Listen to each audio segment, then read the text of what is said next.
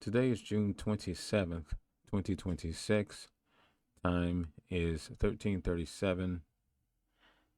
This story is a screenplay that I wrote, and it is dedicated to a friend of mine from 32 years ago.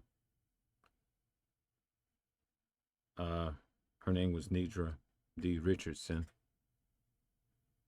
If you would read the description, it basically tells a little bit what happened, but I'm not going to ruin the story for you. I'm just going to read this screenplay that I wrote. I figured if I would write it down, which is always the best thing to do, then the memory would not be lost. So um, the title is called The Crying Rose. We met um, in 1993 here in Nashville, Tennessee.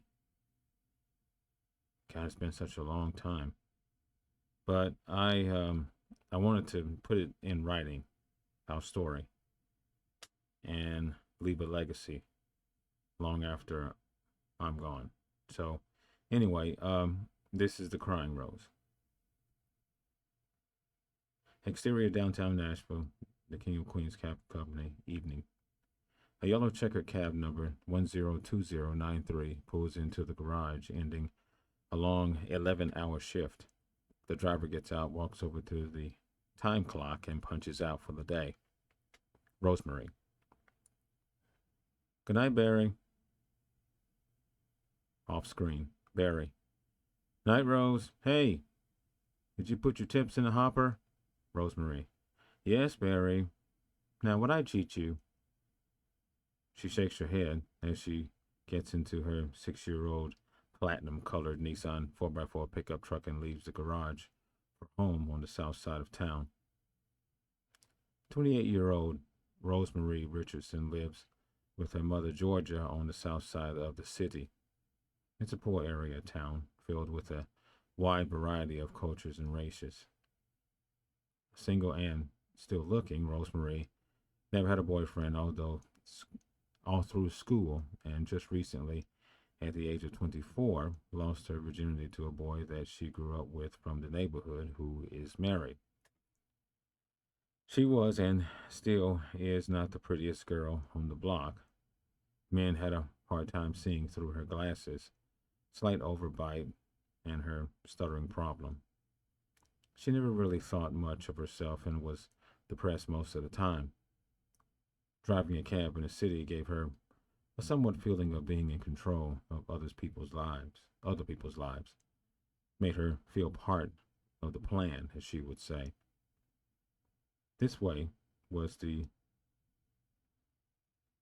this way she was the driver and their lives were in her hands, mentally and physically. She switches on her car radio. Click radio chatter.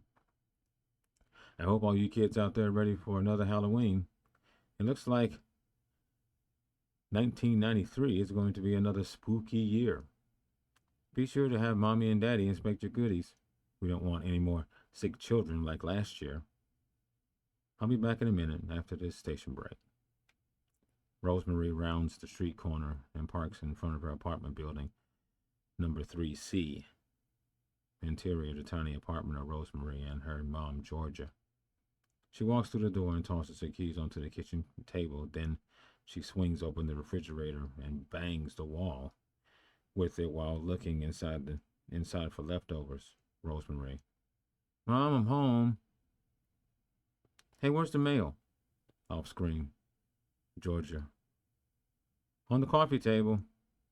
Rose is dropping crumbs on the floor from a slice of cake as she flips through the stack of bills, looking and hoping for a letter from the local dating club called It Takes Two. Rosemary. Damn it. Nothing. After she eats dinner, she goes to bed early. Sad. Exterior downtown Nashville morning, Saturday.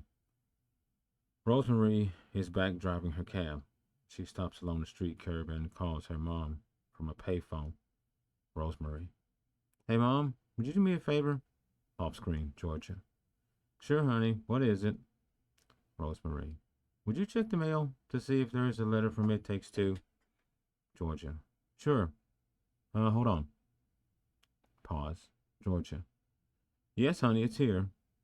You want me to open it? Rosemary. Yes, please. Paper rustling. Georgia. There's a number here. What's it for? Rosemary. Would you call that local number and enter that number and check to see if I have any messages in my personal mailbox? Georgia. Okay, give me a couple of minutes, then call back. Rosemary. Okay. She hangs up the phone and winces from the stench of the nearby city dump. Rosemary. Pathetic. She inserts another quarter into the slot and dials the number again. Rosemary. Hey, Mom, anything? Georgia. Yes, dear, you had one call. Some guy named Derek. Do you want his number? She takes out a pad and paper from her breast pocket. Rosemary. Okay, shoot. Okay, got it. Thanks, Mom. Georgia. Well, good luck, dear. Hey, what do you want for dinner tonight? Rosemary. It doesn't matter. Whatever is fine. Georgia. All right, drive safe. And don't pick up any strangers. Rosemary. What? Mom, I'm a cabbie, remember? Georgia. Oh, that's right. Sorry, dear. Well, just be careful then. Rosemary. I will, Mom. Bye. She hangs up the phone, turns for her cab, then stops. Rosemary. What the hell? I might as well call and get it out of the way. Probably another dud dude anyway. Digging into her breast pocket for another quarter, she pushes her glasses up onto her face. She dials the number. Waiting. Off screen, Dexter. Hi, I'm not in right now. Frustration. Rosemary. God, that figures. Off screen, Dexter. But if you leave your name and number, I'll get back to you as soon as humanly possible. Thanks. Beep. She clears her throat. Rosemary. Yes, this is Rosemary. You called my ad. You can reach me at beep. More frustration. Rosemary. Damn it. She hangs up and finds her last quarter. She dials again, clearing her throat. Beep. Rosemary. Yes, this is Rosemary. You called my ad. You can reach me at 615-419-4927. Thanks. Bye. She hangs up the phone. Rosemary. Well, for what it's worth. She gets back into her cab just in time to hear Barry screaming for her to answer her car radio. Off screen, Barry. Come in, Rosemary. Pick up, Rose. She slams the car door, then snatches her mic. Rosemary. What, Barry? Barry. Rose, where have you been? I've been calling you for the past 17 minutes. Rosemary. Nowhere. What do you want? Barry. What I want is for you to get your butt to the airport and pick up a customer. That's what I want. Can you handle that? Rosemary. You'd be surprised what I can handle. Barry. Oh yeah? Prove it. Get moving. Rosemary. One of these days, I'm just going to disappear from this place. She slams her car into gear and hits the gas. Horns honking. Motorist. You jerk!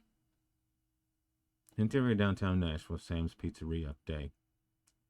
Rosemary sits at a window, staring at a payphone on the corner while chewing a mouthful of pizza.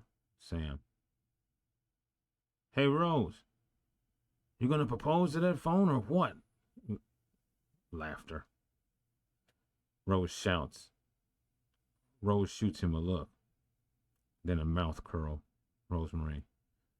Sam, you just keep flipping your dough and don't worry about my personal life. You got it? Sam. What personal life? Word around here is Yours is like the bald tires in your cab out there on the skids. More laughter, whispering. Rosemary, fat prick. Her attention changes direction as she notices a small red Mazda M3 sports car pull up and stop in front of the pizzeria. A very cute and well-dressed guy gets out and enters the pizzeria. Sam. Hey, Dexter, what's shaking? You want the usual? Rose stops in mid-chew and looks out of the corner of one eye. The handsome regular removes his sunglasses. Rose waits to hear his voice. Dexter. Hey, Sam. Sure thing. Hey, but this time go easy on the cheese this time, okay? Rose's heart leaps into her throat to join the pizza. Whispering. Rosemary. That voice. Could it be? No, it can't be. Rose, you're not even close to his standards. He wouldn't want someone like you. He's too handsome. But that is the same voice. Dexter walks past her and out the door. She watches him intently. Dexter returns to his car and drives away. Sam. Hey, Rose. Rose! Forget it. The only thing you're going to be tasting is your pizza. Dexter's way out of your league. She gets up from her booth, pushes her glasses up onto her face, and walks through the front door. She looks in the direction where Dexter went, then looks back over her shoulder at the payphone one last time. Rosemary. I'll call him again when I get off work tonight. She gets into her cab just in time to hear Barry yelling for her again and drives away. Interior of the tiny apartment of Rosemary and her mom, Georgia. Evening. After taking a long shower, Rose dresses in her best pair of jeans and blouse, sits down on her bed, clutching her phone to her breast like a 16-year-old schoolgirl with a crush. Off screen, Georgia. Rosemary, dinner's ready. She quickly turns her head to her mother's voice. Rosemary. Okay, thanks. She jumps up and quickly shuts her bedroom door while primping her long, straight hair. She sighs. Rosemary. All right, okay, Rose. This time, try not to stutter. She dials a number, waiting. Dexter. Hello? Rosemary. Rosemary's joyous face lights up her room. She quickly covers the speaker, shaking. Rosemary. It's him. It's him. She clears her throat into the speaker and got Rosemary. Is this Dexter? Dexter. Yes, it is.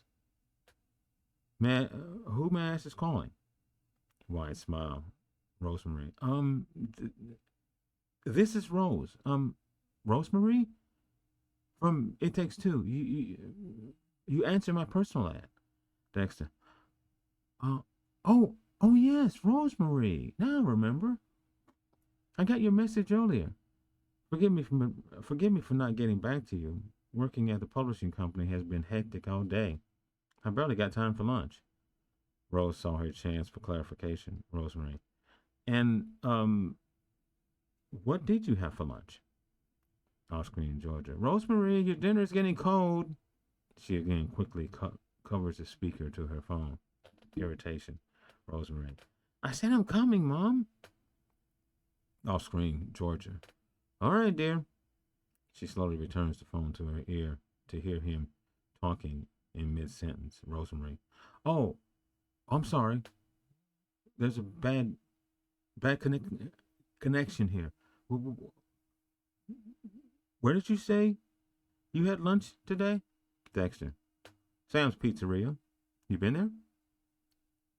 Yo. Dexter. Rosemary, are you all right? Rosemary. Yes. Everything is fine. Now. For the first time in Rosemary's life, everything is as it should be. She has been waiting all her life for a man like Dexter to arrive. Not only was he handsome, but he was thoughtful. had a job, no children, and had never been married. Rose's whole world changed from that moment on. They set up a meeting to go and see a late movie called Judgment Night at the local theater in the Upper West Side of Nashville on October 20th. Full shot, Nashville, Tennessee, nighttime. Fade in. Rosemary parks in front of an expensive looking apartment building and honks her horn, per instructed by Dexter. Beep beep. Rose scans the front door for her future to come out. Rosemary.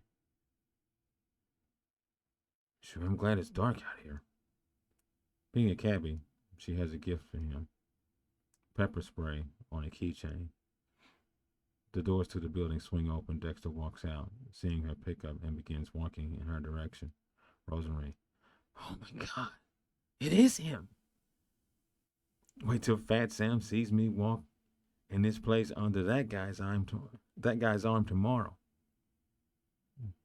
He gets in her pickup. Dexter. Hi. Rosemary. Hi. Dexter. Y'all set? Rosemary. Yep. Dexter. Okay. Let's go.